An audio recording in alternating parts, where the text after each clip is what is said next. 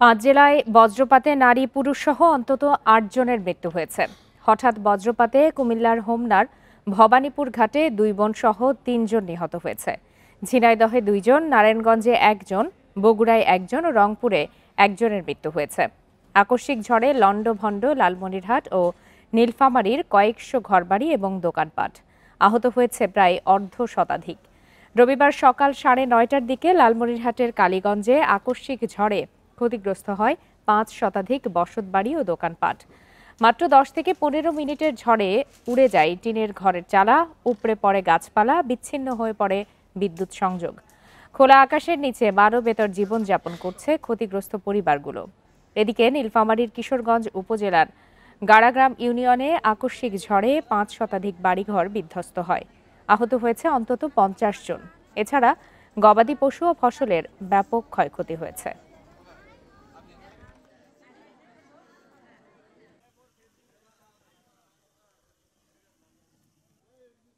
ধরাশি একবার শেষ করে ফেলেছে আমাদের বাড়িঘর দিয়ে, আর আব্বু আমাদের মেডিকেলে আছে।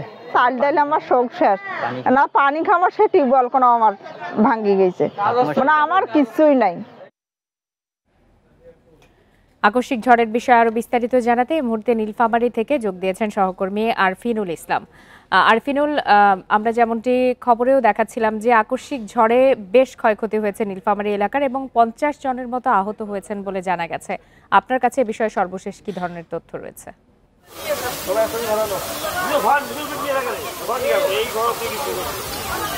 গত দুদিন ধরে নীলফামারীতে ভারী বৃষ্টিপাতের সাথে বজ্রপাত হচ্ছিল। আজ সকালবেলা মানুষজন বৃষ্টির কারণে বাসায় অবস্থান করছিল। এই পরিস্থিতিতে সকাল 9টার দিকে হঠাৎ করে ঘূর্ণিঝড় টর্নেডোর সম্মুখীন হয় এই এলাকার মানুষ। এতে ব্যাপক ক্ষতিগ্রস্ত হয় নীলফামারী কিশোরগঞ্জ উপজেলার গাড়াগ্রাম ইউনিয়নের প্রায় 11টি গ্রাম। আমরা এখানে এসে সকাল থেকে এখন পর্যন্ত অবস্থান করছি। আমরা যেমনটা লক্ষ্য করছি, এই এলাকার প্রায় 5 শতাধিক ঘরবাড়ি একেবারে লন্ডভন্ড এক ধরনের অবস্থা। আর এই পরিস্থিতিতে 50 জনেরও বেশি মানুষ ক্ষতিগ্রস্ত হয়েছে এবং একজন গুরুতর আহত হয়ে বর্তমানে রংপুর মেডিকেলে চিকিৎসাধীন অবস্থায় রয়েছে। এখানে আমরা স্থানীয়দের সাথে কথা বলে জানতে পেরেছি যে এই এলাকার মানুষ বেশিরভাগই কৃষিজীবী এবং তারা খেটে খাওয়া মানুষ। তারা অনেক কষ্টে তাদের এই ঘরবাড়িগুলো তৈরি করেছে এবং এই যে মাত্র 10 মিনিটের ঝড়ে একেবারে তাদের সব অর্জন, তাদের সঞ্চিত সবকিছুই একেবারে লন্ডভন্ড অবস্থা। তারা বলছেন যে রাতের বেলা তারা যে ঘুমাবেন এরকম জায়গাটিও তাদের জন্য অবশিষ্ট নেই এবং রান্নাবান্না করে যে খাওয়া দাওয়ার ব্যবস্থা করবেন এমন ব্যবস্থাও অবশিষ্ট নেই। প্রায় 500 পরিবার খুবই মানবেতর অবস্থায় রয়েছে। খোলা আকাশের নিচে এখন পর্যন্ত তারা অবস্থান করছে।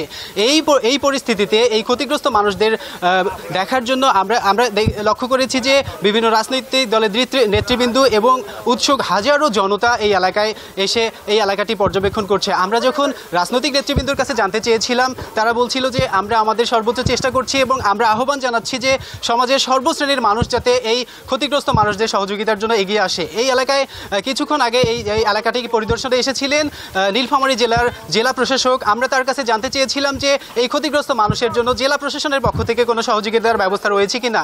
তিনি আমাদেরকে নিশ্চিত করেছেন যে আজকের রাতে অবস্থানের জন্য 4টি আশ্রয় কেন্দ্র নির্মাণ করা হয়েছে এবং ক্ষতিগ্রস্ত মানুষদের এই মুহূর্তে সবচেয়ে বেশি যেটি প্রয়োজন সেটি হচ্ছে তারা যাতে রাতে ঘুমাতে পারে, তাদের ঘুমানোর ব্যবস্থা করা এবং তাদের এই যে ক্ষতিগ্রস্ত ঘরবাড়িগুলো নির্মাণের জন্য টিনের ব্যবস্থা করা।